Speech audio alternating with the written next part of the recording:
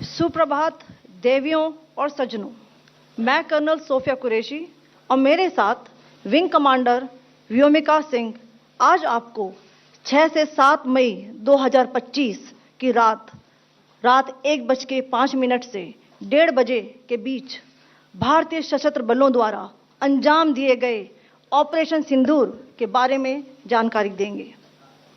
Operation सिंदूर 22 अप्रैल को पहलगाम में हुए विभत्स आतंकवादी हमले के शिकार मासूम नागरिकों व उनके परिवारों को न्याय देने के लिए लॉन्च किया गया था। इस कार्रवाई में 9 टेररिस्ट कैंप्स को टारगेट किया गया और पूरी तरह से इसे बर्बाद किया गया। पाकिस्तान में पिछले 3 दशकों से टेरर इंफ्रास्ट्रक्चर का निर्माण हो रहा है। इसमें recruitment, indoctrination centres, training areas व लॉन्च पैड शामिल थे, जो पाकिस्तान और पाक अधिकृत जम्मू कश्मीर POJK दोनों में फैले हैं। Operation Sindoor was launched by Indian Armed Forces to deliver justice to the victims of Pahalgam terror attack and their families. 9 terrorist camps were targeted and successfully destroyed. Over the last 3 decades, Pakistan has systematically built terror infrastructure. It is a complex web of recruitment and indoctrination centers, training areas for initial and refresher courses, and launch pads for handlers. These camps are located both in Pakistan as well as Pakistan-occupied Jammu and Kashmir areas. Some of the well-known training camps are located, as you can see on the screen. They are distributed from Savai Nala in the north, counting to approximately 21, ending at Bhagalpur to the south.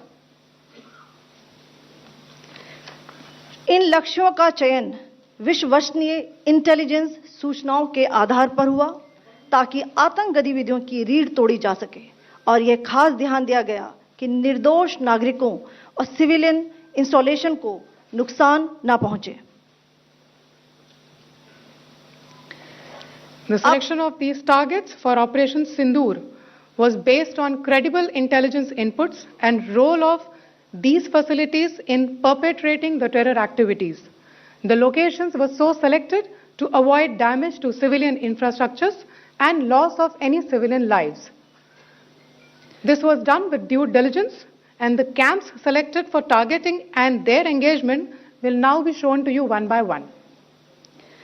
POJK के target मैं आपको बताना चाहूंगी। सबसे पहले सवाई नाला camp Muzaffarabad, जो कि POJK के लाइन ऑफ कंट्रोल से 30 किलोमीटर दूर है। यह एक लश्कर तौयबा का ट्रेनिंग सेंटर था। 20 अक्टूबर 2024 सोनमर्ग, 24 अक्टूबर 24 गुलमर्ग, 22 अप्रैल 2025 पहलगाम, इन हमलों के आतंकियों ने यहीं से प्रशिक्षण लिया था। सैयदना बिलाल कैंप मुजफ्फराबाद, यह एक जैश ए मोहम्मद का स्टेजिंग एरिया है। यह हथियार, विस्फोटक और जंगल सर्वाइवल ट्रेनिंग का केंद्र भी था। गुलपुर कैंप कोटली, यह LOC से 30 किलोमीटर दूर था। लश्कर तौयबा का बेस था जो रजौरी, पुंछ में सक्रिय था। 20 अप्रैल 2023 को पुंछ में और 9 जून 2024 को तीर्थ यात्रियों के बस हमले में यहीं से आतंकी को ट्रेन किया गया था।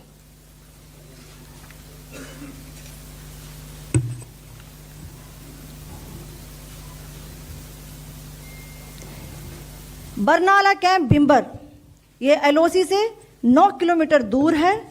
यहाँ पर हथियार, हैंडलिंग, IED व जंगल सर्वाइवल का प्रशिक्षण केंद्र था। अब्बास कैंप कोटली,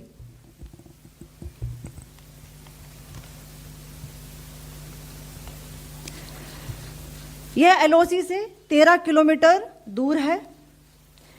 लश्कर तौयबा का फिदाइन यहां तैयार होता था। इसकी कैपेसिटी 15 टेररिस्ट को ट्रेन करने की थी।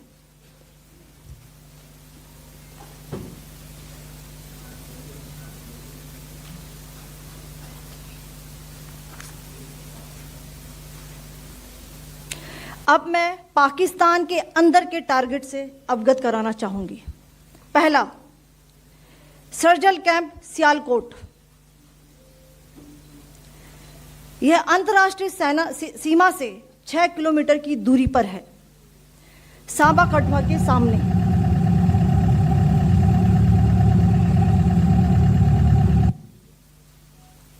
मार्च 2025 में जम्मू एंड कश्मीर पुलिस के 4 जवानों की जो हत्या की गई थी, उन आतंकवादियों को इसी जगह पर ट्रेन किया गया था।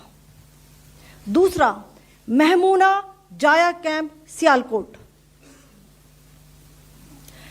यह 18 से 12 किलोमीटर आईबी से दूर था। हिजबुल मुजाहिदीन का बहुत बड़ा कैंप था।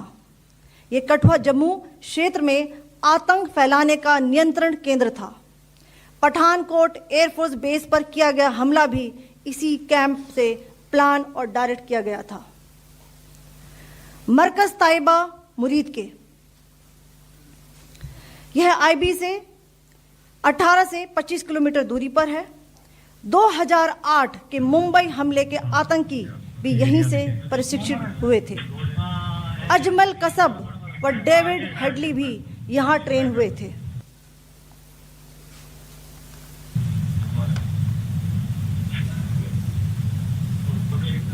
आगे दूसरा आया।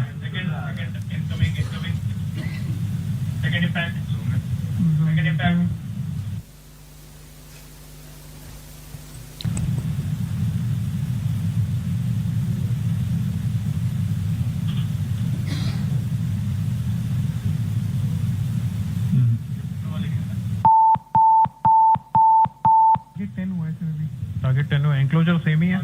7 it is hit the target. हाँ हाँ।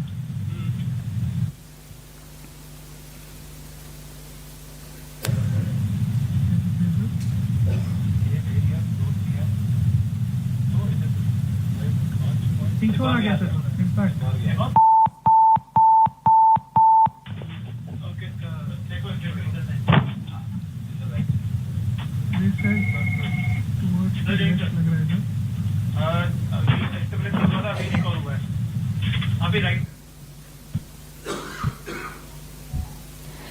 मरकज सुभान अल्लाह भावलपुर, ये इंटरनेशनल बाउंड्री से 100 किलोमीटर दूर है।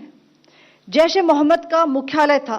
यहाँ पर रिक्रूटमेंट, ट्रेनिंग व इंडॉक्ट्रिनेशन का केंद्र भी था। शीर्ष आतंकी अक्सर यहाँ आते थे। मैं आप सबको बताना चाहती हूँ कि किसी भी सैन्य ठिकाने का निशाना नहीं बनाया गया और अभी तक किसी तरह की नागरिक क्षति की रिपोर्ट नहीं है। धन्यवाद। जय Hind. The strike on the terror camps were undertaken through precision capability, as shown to you. A niche technology weapons with careful selection of warheads was ensured so that there will be no collateral damage. The point of impact in each of the target was a specific building or a group of buildings. All the targets were neutralized with clinical efficiency, and the results reiterate the professionalism of the Indian Armed Forces in the planning and execution of their operations. No military establishments were targeted. India has demonstrated considerable restraint in its response. However, it must be said that the Indian Armed Forces are fully prepared to respond to Pakistani misadventures, if any, that will escalate this situation. Jai Hind, and thank you very much.